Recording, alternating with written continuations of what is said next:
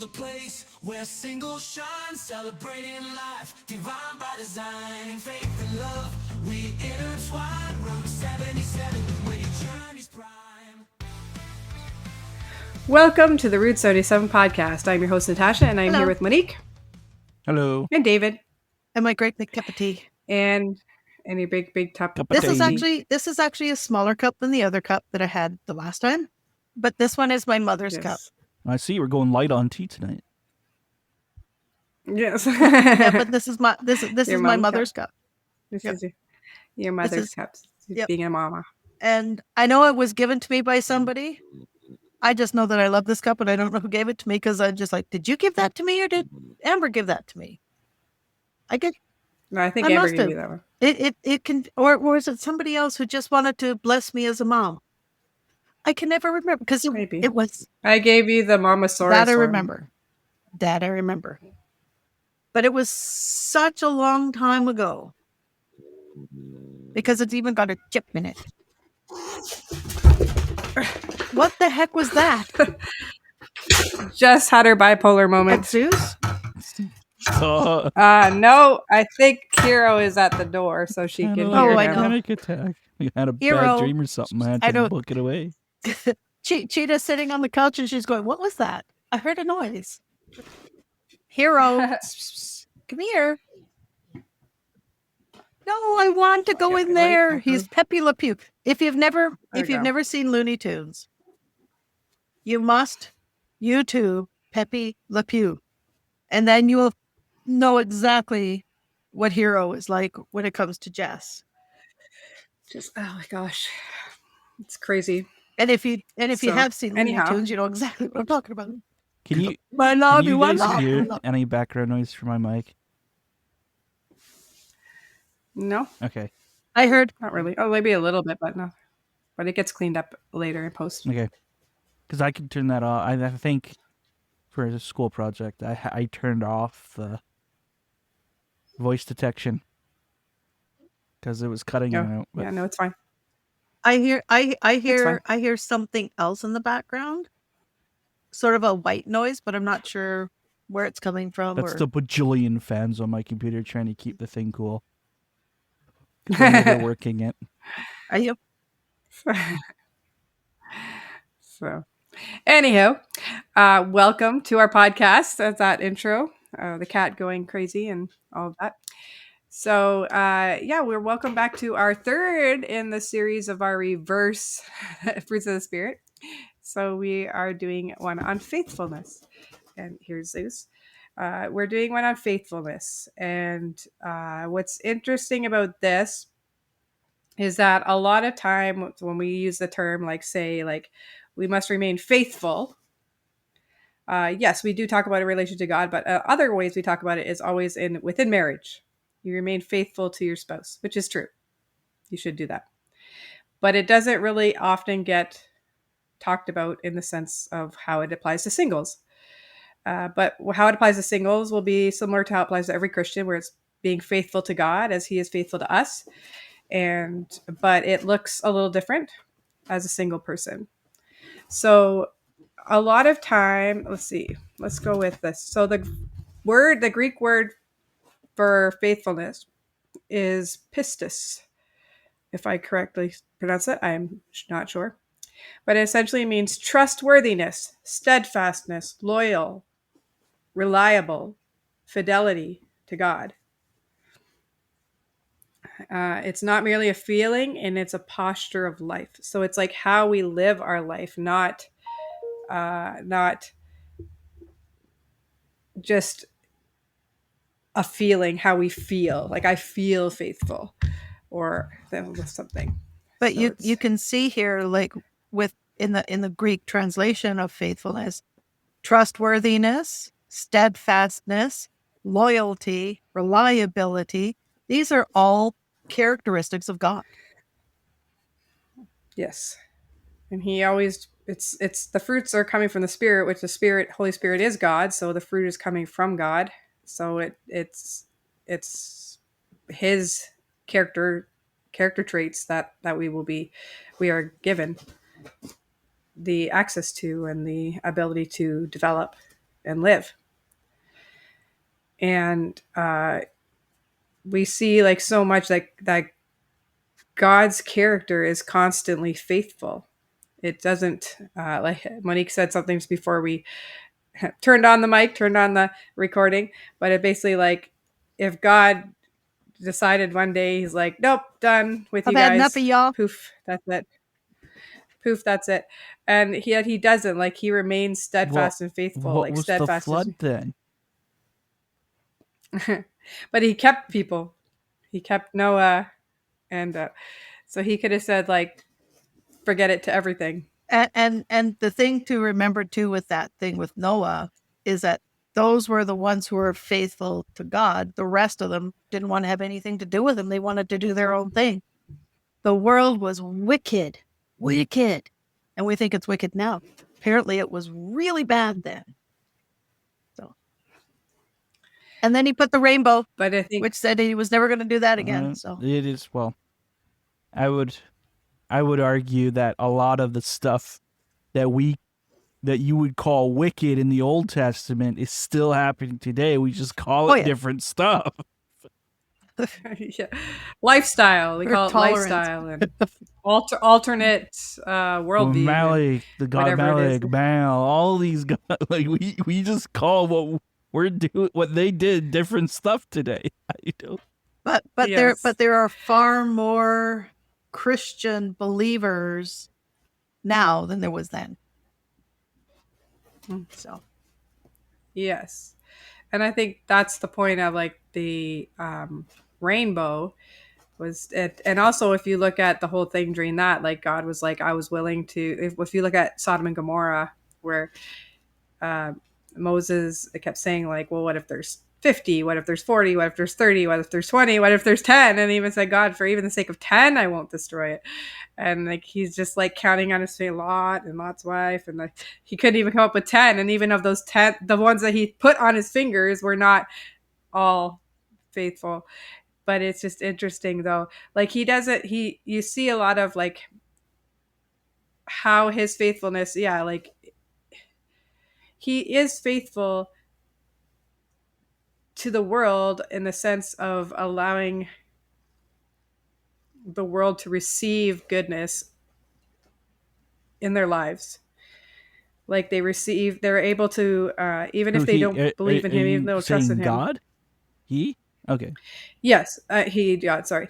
And like in the sense of like he gives what we call the common grace. Like people can experience joy and happiness and love, and they have like their good times of their life, and these things that he has like he allows these things to happen even if they don't proclaim him, and yet there's a greater degree of blessing that he gives to those who are faithful. it's funny that you mentioned that, because that was sort of something that Pastor Justin had mentioned in his message today. Is like in Ecclesiastes, it says the sun rises on the just and on the wicked and the righteous, and then in Matthew, Jesus said, it rains on the just and the unjust alike. So it's just it's how God's common grace. It doesn't matter who you are, whether you believe in him or not. The sun is going to rise on you and is going to set, and the rains are going to fall on you and not fall on you. It doesn't matter who you are. It's, you're going to see the same flowers as we do. You're going to see the same sunset as we do. You're going to see the same beautiful visions and experience the joys of family life, of maybe like childbirth and like different like ups that you have in you're your going to life. have the same joys and sorrows that a Christian has. The thing that a Christian has that's different is that we have the peace of God for those times when the sorrows hit. And this is where we can lean on God's trustworthiness and his faithfulness, even in times where we are in sorrow, when we are suffering, when things are not going, when life is not going the way we planned it. So that's... Which for many single people, that's what they feel like. Yeah. they feel. And it's interesting, like when I like when they say things like trustworthy, steadfast, loyal, reliable, and have fidelity to God. Like it's sort of like we really love that about God, right? That he is all these things, but you go to yourself, am I Right. trustworthy? Am I steadfast? Am I loyal to God? Am I reliable? Do I show fidelity to God? It's just interesting because that all of a sudden when you become introspective, as soon as you become introspective, it's a lot Yeah. harder to Yeah. um, really you see your flaws, You I do. think, and when you start to become introspective.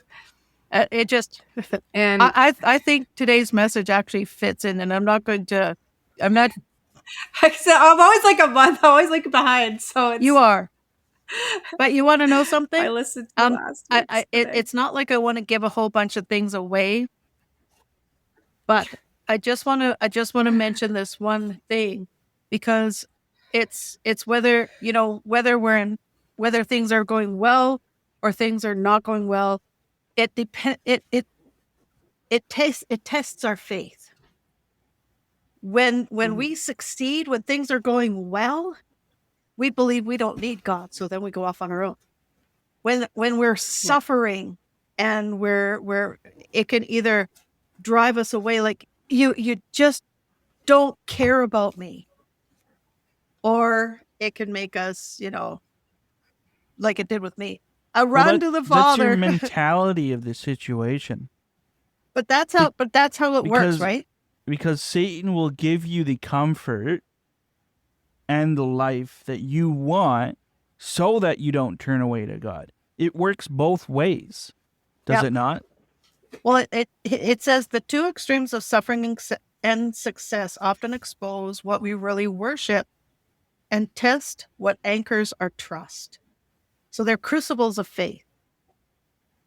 Yeah, but one could shake their palm at God and say, I am suffering. So Yep. why did you do this?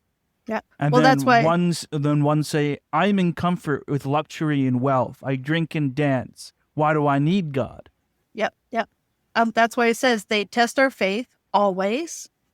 They are crucible moments that change us, and they reveal our idols sometimes because we lie more to ourselves than we do to other people.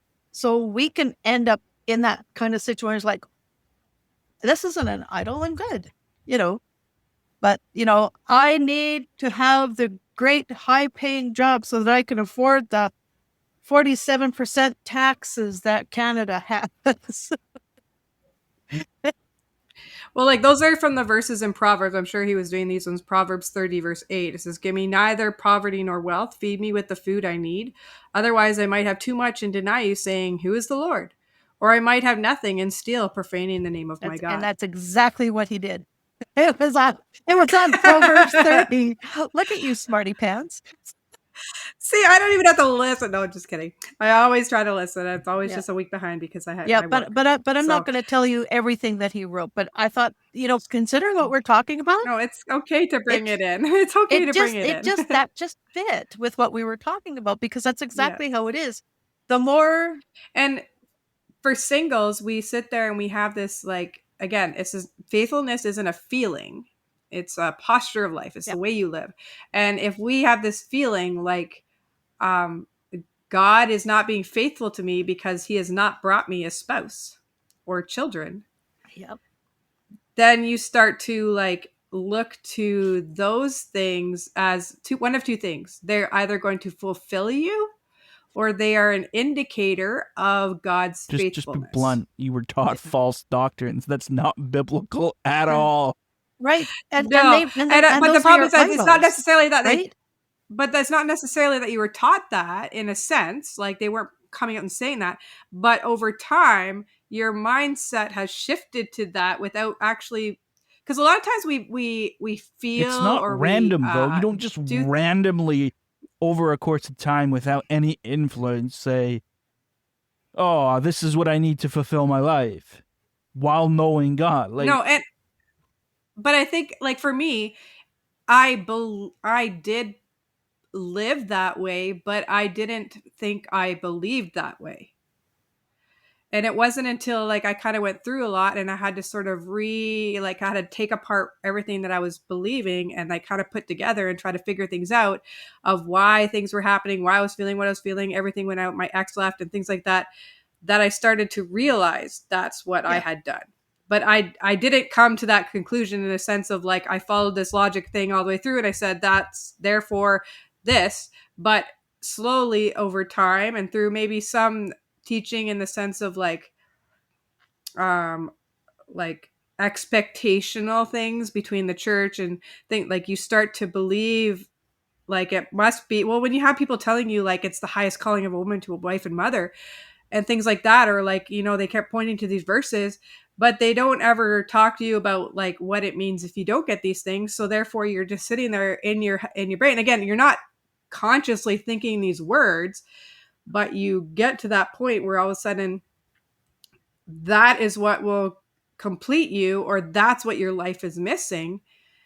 But it wasn't until after it, whenever I had made that my foundation, pardon me, that marriage was my foundation. And then when it got taken away, I didn't know where I was and what was standing on. I felt like I was in the middle of a raging sea but I didn't realize, I didn't know how I got there until I actually went back and like kind of deconstruct it. I don't mind that word because I think we all should, in a sense, do that.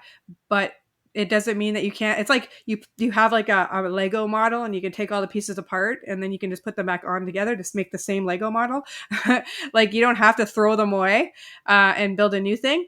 And sometimes what you build is something slightly different than it was originally, because a lot of times when we grow up in this church, we are building a lot on our parents' faith and the things that they tell us, and we may not actually have ever gone through any sort of critical thinking about these topics. Right.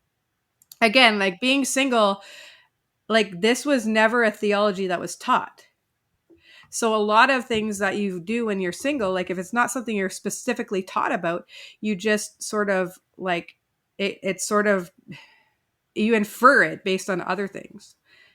And you don't realize you're living it out as an idol until you actually come back to it. Like actually later on in the outline, I could bring it up now. It's like, but it said had this question for people who are single, and it was like, would the thought of losing God hurt worse than the thought of you never getting married? You cannot serve two masters. Yes, that's kind of the direction I wanted to go with this in a sense, because we don't realize that we're serving two masters. And I think that's part of it, is like when it talks about serving two masters, you can't serve money and you can't serve God. Some people don't believe that they're serving money. But when they actually have to be introspective, look through it, break it down, and then they like the young man who came to Jesus and asked what he needed to be saved. And he said, I had done all these things since I was a boy, obeyed all the commandments. And God said, well, sell everything you own and follow me. And he went away dejected because he was a very rich person and he had many things, but he hadn't realized that had become more important to him until it was actually put into his, bluntly in front of him. Apparently, it's also indicative on our level of generosity. That and verse, that's an ouch, just so that you know.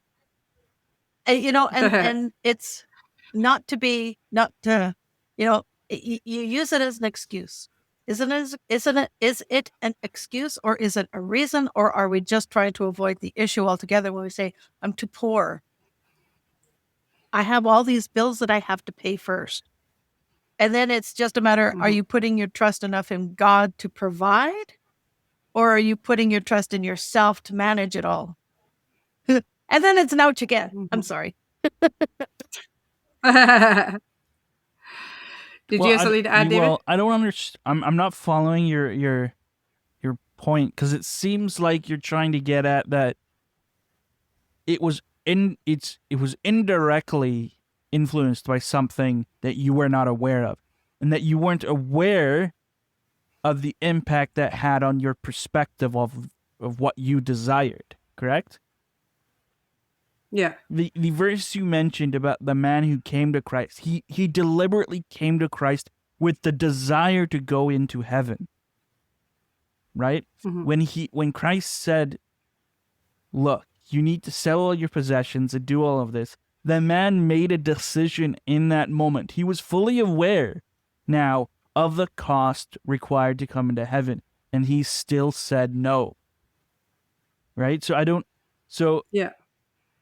Because I think he didn't realize, he thought he had everything. He thought that Jesus was going to say, well, you've done everything, come on in. And I think he didn't realize that that was so important to him until he got it in front of him. And that's why he went away dejected. He didn't go away like, well, he doesn't know what he's talking about. I think he did it. But like you were saying, yes, he didn't come and say, okay, I'll get rid of it. And I just want to follow you. I just want to get into heaven. Like he had come to a kind of a fork in the sense of like, he hadn't realized that had become a God in his life, or that had become so important in his life until he was told to leave it aside. And so that is what made, like, he was like, he didn't know how to do that. Well, and it to would me, be difficult. it's hard. Anybody It's in that hard to position. picture him not knowing in a black and white manner at that point after asking Christ and then getting an answer from Christ. It was Christ said it plainly to him that you either give up your But I think wealth up until or that you point, don't, he didn't know. right? Yeah. So, but I think, but to that point, you're right. Okay, so say that, but at that point, he still said no. Yeah, he wasn't willing. There's something about God that when you become a Christian, and it's something that you need to think about really strongly when you're contemplating giving your life to God, is that he is going to expose the idols in your life. As he is faithful to us, he wants us to be faithful to him, which means that we cannot have first commandment that you shall have no other gods before me. And those gods, we always think, well, I don't have these little statues or anything in my house. I don't bow to another god.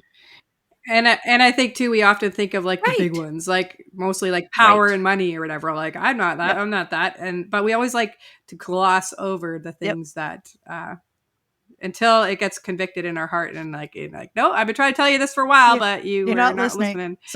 So marriage and children can become idols in our life.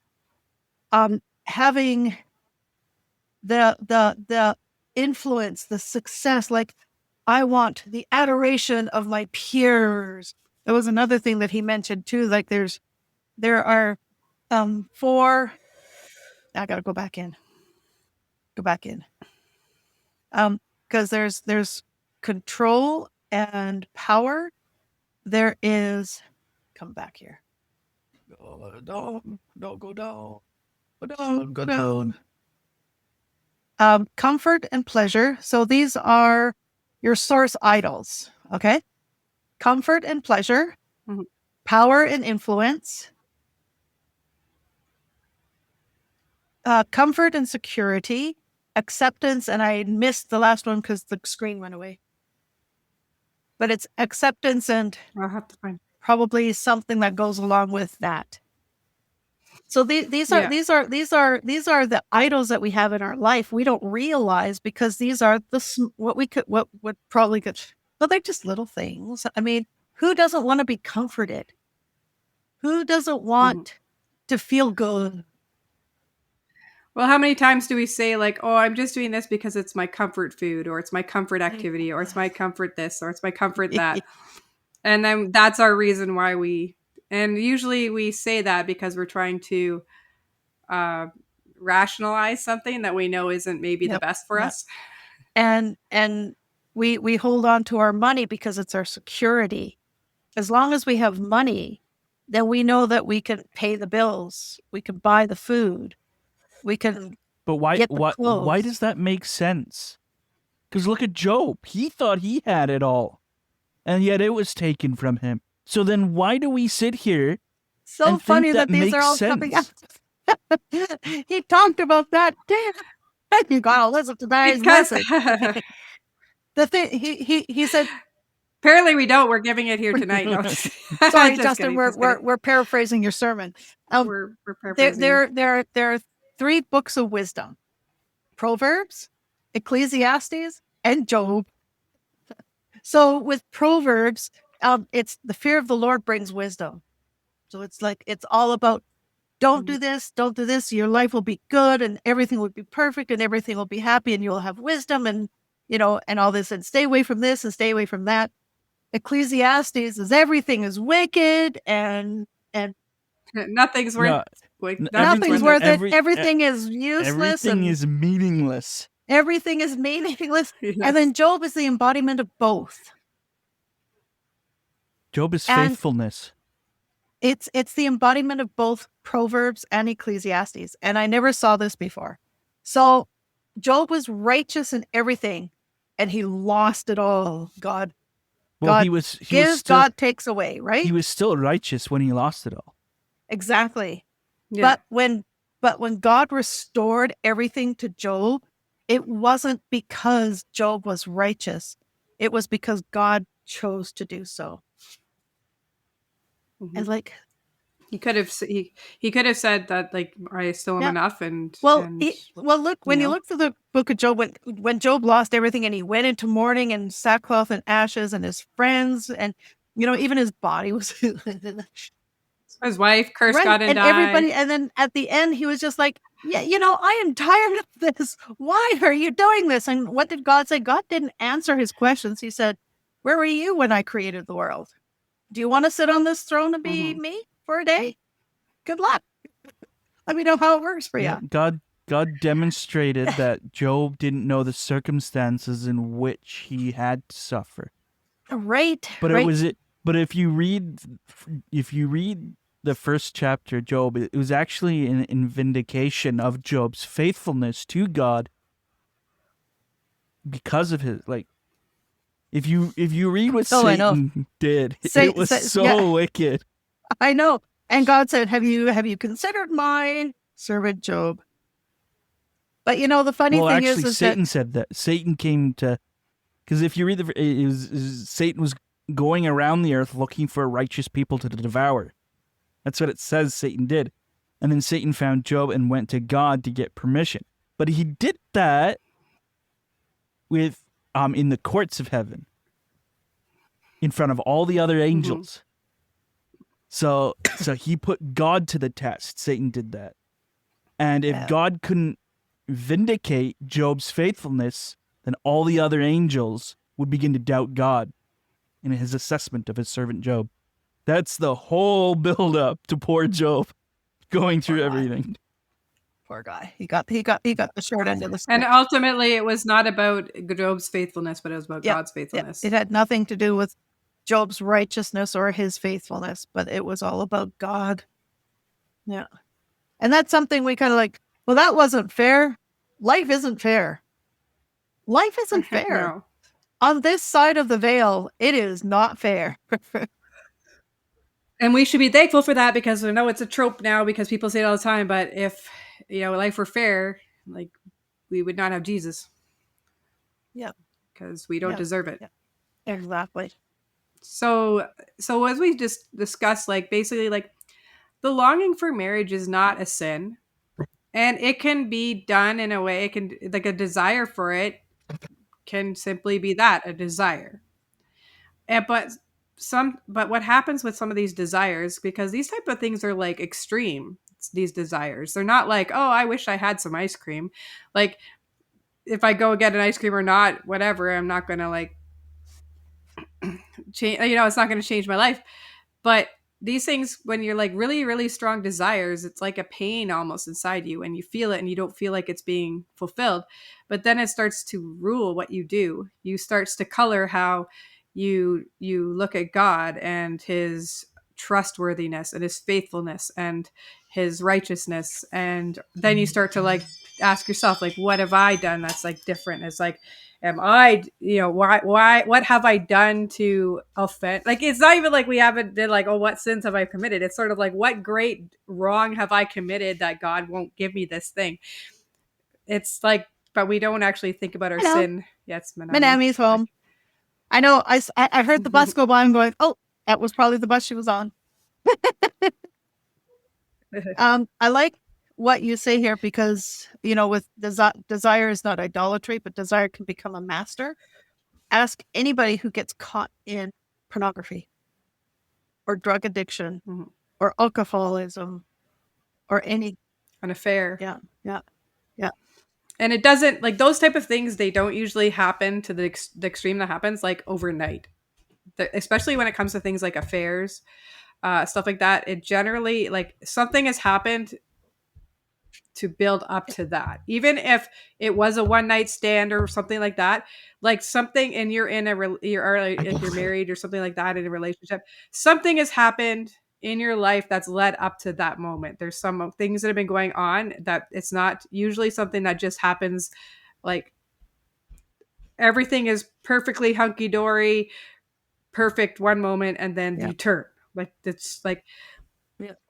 and there's usually like a dissatisfaction, there's some resentment, there's like anger, there's all those things that are building up over time and they're not being dealt with, and so all of a sudden what you desire becomes the master of you, so then you become your own god because you're saying having an affair or whatever it is now okay because of XYZ. You've made that decision in your head, and you're making your own rules at I that know. point. And so it can be like that with singleness. Like for me, it was sort of um like I actually got to the point where I was just like, I can't do this anymore. I can't be single anymore. I was broken. Like everything was like that. And that's when Stephen came into my life, and I thought it was the answer to all things, because I had finally reached that breaking point. Well, But it was kind of the opposite. Like I basically at that moment, I sort of gave in to that desire and told God I didn't want to do it anymore that way, his way. I'm going to interject that I think that also apathy and unmet expectations or unrealistic expectations can lead to the belief in the lie that there is something better. And I think this is what leads to those kind of things happening as well. Because if you ask anybody who finds themselves falling into, say, an affair, they will most times say, I didn't plan it. It just happened. No, it Yeah. just happened. But it doesn't happen in No, it doesn't. vacuum. And I think for me, when I came to that point where, like, just before Stephen came into my life, my ex, like, I actually, what I thought was a breaking point was actually the breaking point between me and Yeah. God, I think. There was like, I was just like, nope, that's it. And I didn't realize that until like much, much later. But it was just like, nope, I cannot do it your way anymore. I'm done. Yeah. You know, and I remember saying those things, but I didn't like realize what I Yeah. was really saying. And I thought that he knew that I was, you know, hit the breaking point and was like, here's a husband for you. Yeah. You finally hit rock bottom. Here you go. And it turned out to be only your own. that was just a cleft on the way down Yeah. to rock bottom. Yeah, that was the lie that you believed based upon your unmet expectation of what you believed God should have given to you. And I get that because I'm sure that there are thousands out there who have that same thing. That's exactly how I feel. And it may not be in regards to a husband. It might be in regards to, why am I still working at McDonald's when I have this PhD and I never got the job that I thought I was going to have? There is. I thought I'd have a house by now. I thought I would have kids by now. I thought I would whatever by now. I thought my life would be like this by now, and it's not. And then you become apathetic. You don't care. Your expectations are being dashed, and then you believe the lie that God doesn't care about you. And then you end up falling into those sinful patterns. There was something else that was coming up in my brain in regards to this whole thing, and I've lost it. Maybe it'll come back. I hate that. The train has left the station. Bullet It'll come train. back around, maybe. So faithfulness means staying devoted in the waiting. So the waiting may be a waiting for a season. It may be waiting for eternity to come because you don't actually get married. It can change. It can be, but we can't let the longing for marriage create bitterness, entitlement, or disillusionment towards God. And I would probably say that I had a little bit of everything there Yeah. at that time. It's not disappointment in what you thought should be or what you thought shouldn't have been. Is not a reason to lose faithfulness in God, because I'm sure He's been disappointed in us many times, and yet He does not lose His, like, He does not decrease His faithfulness to us. And this is when we start putting conditions on God regarding how we're going to follow you. I will follow you if only you give me right here. And fill in the blank, but right now, kind of spouse is Yeah. sort of the Spouse is the, spouse and kids is sort of the one for singles. I just many want a singles. really good raise so that I can afford my life. I'll follow you, God, if you give me a raise. No. Now what's becoming your idol, Monique? Signs. He's just asking God for signs. Signs. Not to signs. No, and the funny thing is, as I said that, I'm kind of going, yeah, right. Like that'll wash. Because I've already, one of the things that I have experienced, especially in the last 2 years, is going through the extreme suffering, walking through the valley of the shadow of death with my daughter, and realizing God's faithfulness and trustworthiness that I never really experienced in such a manner, because it wasn't something that I could let go of, because every time I thought, okay, now things are okay, I can, no, here comes another disaster. And it was one after another, after another, after another, to the point where I didn't even know if there was a shore. I was in the middle of the ocean, waves crashing, and I didn't know where the shore was. I couldn't see a light. And that alone, like, I had nothing to hold on to but God. I couldn't do anything else. I had to not, there were times like I'd used up all my vacation, but I still had to be with Amber. I couldn't go to work. I wasn't getting paid anymore. And I had to trust God to provide, whether I liked it or not, because there was no other recourse for me. And He did provide, and He kept providing. And even when I look, it's like, oh, we're not going to make it through this month. We made it through another month. What happened? How did that happen? So, yeah. So yeah, I think it's interesting because we God's faithfulness is like a always on full blast, and it doesn't have any sort of other function.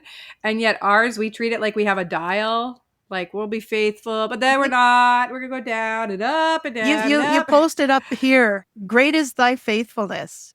That's in Lamentations, but it's also a song.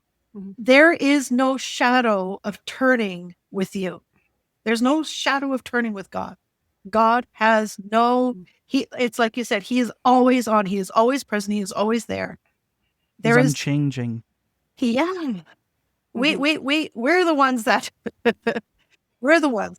And then we have to take I think what happens, what we need to do, or sometimes what we need to do is we have to like stop and then again go, okay, where's my faithfulness level right now? Because it should be at the 5, like full 5 or whatever, out of 5. But like, and then be like, okay, what's affecting that right now in my life? And then kind of, again, introspection. We always need to application of what these things are to us, because that's why it says, like, look in the speck in your own eye before you deal with the plank in your own eye before you deal with the speck in your neighbor's eye.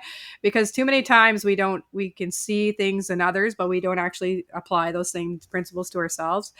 And when it comes to faithfulness, we need to like start stepping back and being like, wait a second, like, what's my ultimate goal right now? And it should be to be like Christ.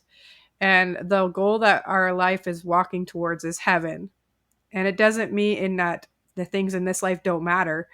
On the contrary, like, it matters a lot that we're living in a way that, like, think about an Olympian or an Olympian hopeful.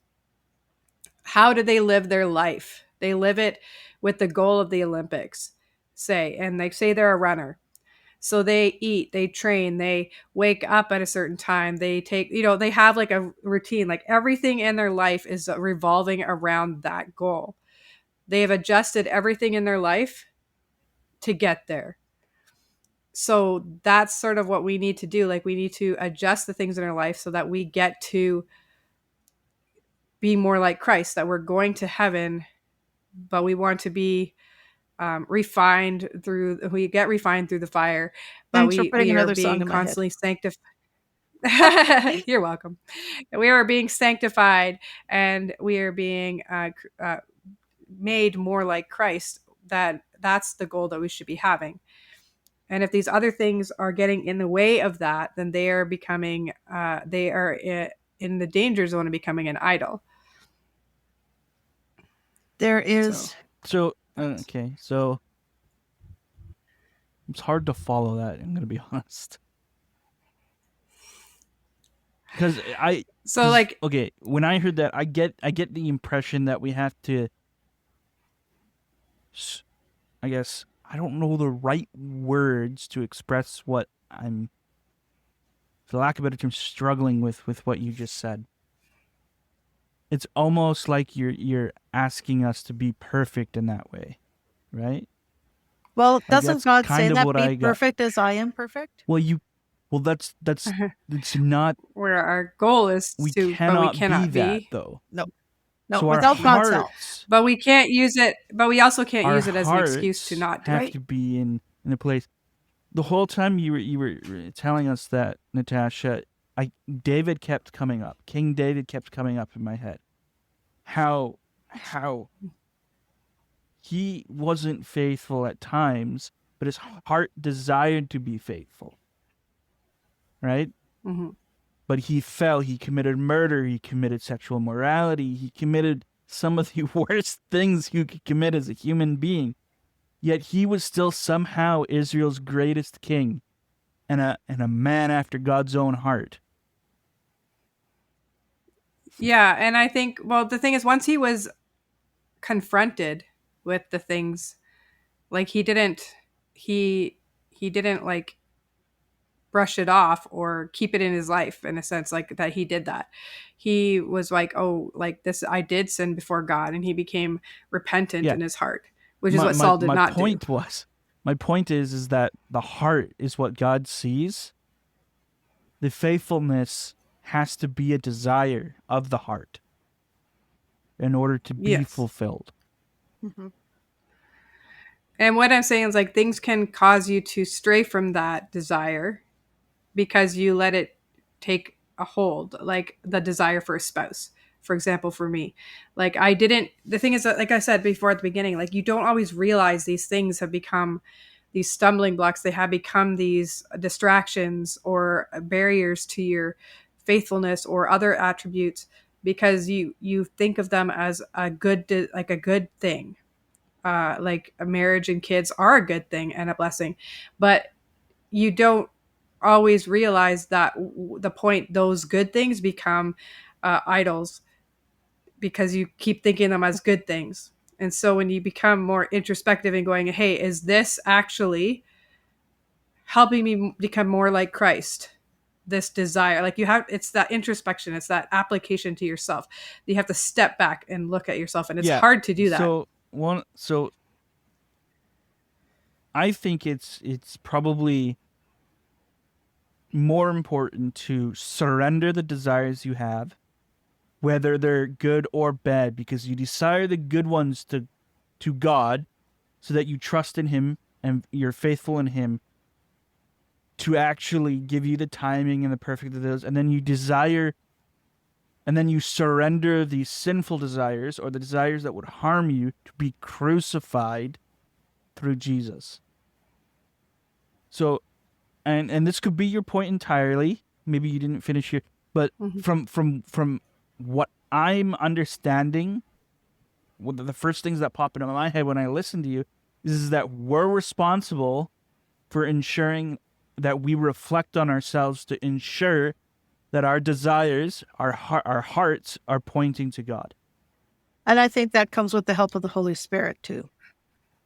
Yeah, like the Spirit is the thing that convicts us, but sometimes my point was that instead of doing that ourselves, we have to be able to, because like you said, how do you know that you need to reflect on your own desires if you're unaware that they are desires of wickedness.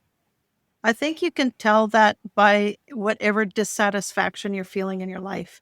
If you have a dissatisfaction in your life, you can pray for the Holy Spirit to But reveal to you I what your thought that idol I is. thought that was one of Natasha's points, is where you Yep. you think that's already good. You think this is what I want, that this is good.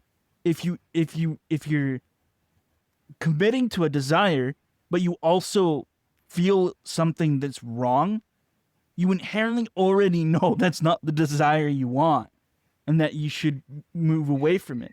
But I think Natasha's point is that we're unaware that this desire is harmful to us, and we don't have an innate feeling,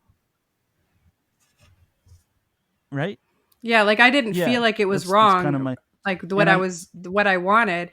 And I think that's why I have said multiple times on the different podcasts is like, ask yourself this: if I don't get blank good thing, even ever, what will that mean to me? Like, and I would have refused to think those things because that would Yeah. never happen. Like, God wants us to be married and have kids. That's what he wants me to be. That's the desire. So I didn't actually ask myself because I was afraid of Yeah. the answer. Really, a lot of times we avoid these things because we don't want to think Isn't about that it. the thing that Pastor Justin says too? It's when we take a good thing, turn A it good into a thing. God thing, and then it becomes a terrible and tainted thing. But we don't often realize when we have taken that good thing and made it into a God thing. And maybe so these are sometimes where your friends can help. Have you seen me acting in any way? Well, this is why so it's well, it's also important to keep reading the scripture yeah. and trying to like ask the Holy Spirit, because like God doesn't necessarily just Beat you over the head with it? point them all out to you. Yeah, like he's waiting for you to be like, okay, are you really wanting to be like me now? Like, are you ready to do you really want to hear this? Because it's going to be hard. A lot of times we don't. We want to like avoid it, right? We like to live in denial, but apparently that river only lives in Egypt. So I think a key component is to realize and recognize that we're unable to recognize or reflect in a matter in which is just that. I guess I kind of like led that sentence on a bit, but Yeah. No. Can I, to surrender everything to God, Mhm. even if that's why it's important to surrender the good as well, because if you can surrender what you know to be good, that means you can also surrender what you don't know to be wicked. Yeah. Mhm. And that's why I think he says to like people like oh, just let me go, say goodbye to my parents or things like that. He's just like, no, like, would it be bad to go and say goodbye to your family? No. But he sees the like the real heart of it, like David said, like the heart of it was that there was something else that was calling, was greater or was equally tugging, and you have to like cut those off. And if like I still put this out there, like as a single person who I'm not saying every single person wants to get married, but if many do, what if you never do? And the answer to that, if you allow yourself to actually answer it, I would avoid answering that in my head because I didn't know the answer to that growing up. And it will be telling. I have Because if you can't find faith in that, if you can't your faithfulness, if you can't find joy and and contentedness and all of those things, if you're going to be like upset at God, if you're going to be those things, then you're putting too much weight on that thing to fulfill you, and it's never meant to fulfill you. Can I read a passage that's been running around my head since we started this final topic, from Philippians 3, starting at 7. But whatever were gains to me, I now consider loss for the sake of Christ.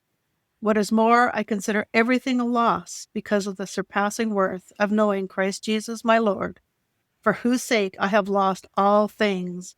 I consider them garbage, that I may gain Christ and be found in him, not having a righteousness of my own that comes from the law, but that which is through faith in Christ. And then he says, not that I've already obtained all this or have already arrived at my goal, but I press on to take hold of that for which Christ Jesus took hold of me. But one thing I do, forgetting what is behind and straining toward what is ahead, I press on toward the goal to win the prize for which God has called me heavenward in Christ Jesus. I skipped a few things in there because I didn't want to read the whole long passage. But I had when Amber was around 5, even before that, when this whole thing with her happened, with her brain and stuff like that, and being in the hospital, I was going to this church in Park Coquitlam that I don't think the pastor is running anymore because I think they now live in Surrey.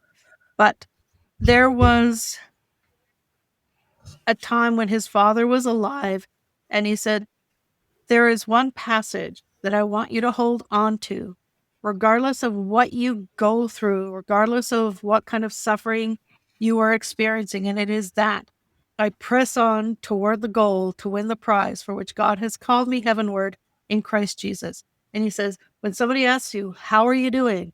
I am pressing on toward the mark. I'm getting there. I'm just Yep. going. All my energy. Yep. But, and then I think is, if you develop like these fruits of the Spirit that we're talking about, if you spend your time building them and just really focusing on them, it can only help your marriage if you do get married. Like, it's not going to be like, oh, why did I waste my time doing that when I ended up getting married?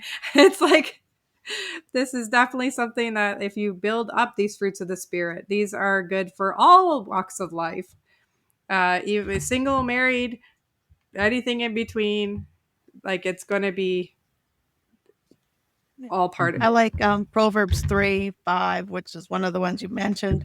Trust in the Lord with all your heart and lean not on your own understanding. In all your ways submit to him, and he will make your paths straight. Mm-hmm. Yep. Yes. And do not be wise in your own eyes. Fear the Lord. Fear of the Lord is the beginning of wisdom. Mm-hmm. So remember, Jesus, again, we talk about how Christ did these things before us. Like he modeled them. He was fully complete, fully human, fully God. We can't do that part yet, or not yet, but we can't do that part. But perfectly faithful and unmarried. So It is possible. Yeah. I have been unmarried since, almost 20 years. Huh. Even more so than that. Don't do math. Probably even more. Gets depressing. Even more than that. I'd say probably for a full 25 years, because even more than that, because a quarter of a century you've been single. Oh my gosh! Come on, Monique. Yeah. I ran into a couple of friends of mine. They're a married couple. They're now a retired married couple. But when you look at her, she does not look like she's 68. She looks younger than me, and I'm 60. And she says it's probably because we never had kids. That's what I'm going with the whole gray hair thing. You leave yourself 0 kids. Monique has a daughter, so that's why I. Yes, and if you see any of this white stuff growing here, that's the stress. The only white stuff going in here is like the bleached out hair because I've been doing purple. So no gray hairs yet. No kids. Just rebleach it, make it snow white, and you should be good to go. There you go. I'm going to call mine platinum blonde. Blind all the drivers. No, I'm just joking. Yeah, because it's all good. So keep on going for that finish line of eternity, and that we are becoming more like Christ, developing our faithfulness. It should always be at the full, not up and down, depending on what God does for us, depending on what life gives us, all those things. And next week we will come back and talk about goodness. Well, goodness gracious me. Great Balls of Fire? Oh, okie dokie then.